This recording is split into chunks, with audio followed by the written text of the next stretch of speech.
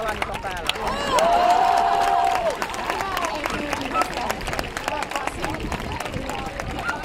Teemu Koulanen.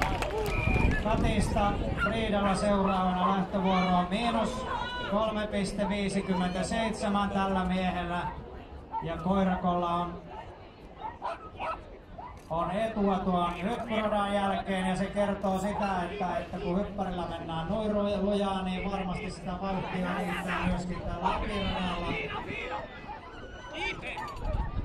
Tässä Koirakolla taas kyllä toteutuu tää normisto, että kun aika ja tila on pois, niin silloin puhutaan kyllä melko. Keino!